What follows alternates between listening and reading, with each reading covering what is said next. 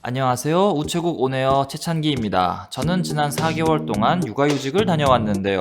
아이와 유대감을 기를 수 있는 정말 유익한 시간이었습니다. 이번 시간에는 공무원 육아휴직 제도에 대해 정리해 보도록 하겠습니다. 만 8세 이하 또는 초등학교 2학년 이하의 자녀를 돌보기 위하여 필요하거나 여성 공무원이 임신 또는 출산하게 된 경우 사용이 가능하며 한 자녀당 부모 각각 최대 3년씩 사용 가능합니다.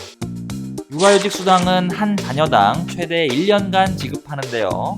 월 봉급액의 80%를 지급합니다. 다만 지급액이 150만 원을 초과할 경우에는 초과액은 지급하지 않습니다. 같은 자녀에 대해 부모가 순차적으로 혹은 동시에 육아휴직을 할 경우에는 두 번째 육아휴직을 한 공무원에게는 최초 3개월 기간 동안 월 봉급액의 100%를 250만 원 한도로 지급합니다.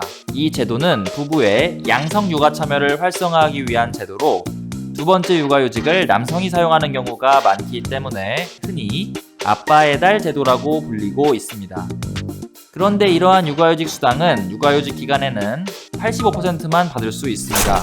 육아휴직 기간에 받지 못한 15%는 복직 후 6개월간 계속 근무를 한 이후 모두 합산하여 일시불로 지급됩니다. 육아휴직 기간에는 육아휴직 수당 이외의 수당은 지급하지 않습니다.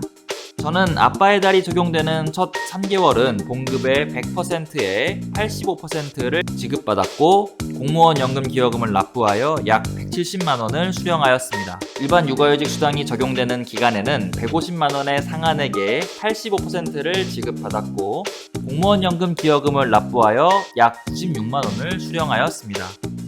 육아휴직 시 호봉과 경력 산정에 대한 부분도 잘 알고 있어야 하는데요.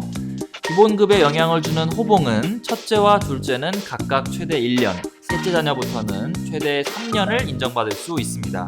승진 소요 최저 연수나 근속 승진 등에 반영되는 경력은 첫째는 최대 1년, 둘째 자녀부터는 최대 3년을 인정받을 수 있습니다.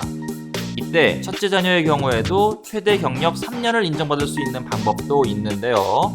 부모 모두 순차적으로 혹은 동시에 첫째 자녀에 대한 육아휴직을 6개월 이상 사용했을 때 첫째 자녀 육아휴직 기간을 모두 경력으로 인정받을 수 있습니다. 공무원 육아휴직에서 가장 유의해야 할 사항은 바로 휴직의 목적외 사용이 빈번하다는 것입니다. 한 경찰 공무원은 육아휴직 27개월간 로스쿨에 다닌 사실이 적발되어 감봉 처분을 받기도 하였고, 모 구청 소속 공무원은 육아휴직 기간 중 육아 대상 자녀를 동반하지 않은 채 해외여행을 다녀온 사실이 적발된 사례도 있습니다.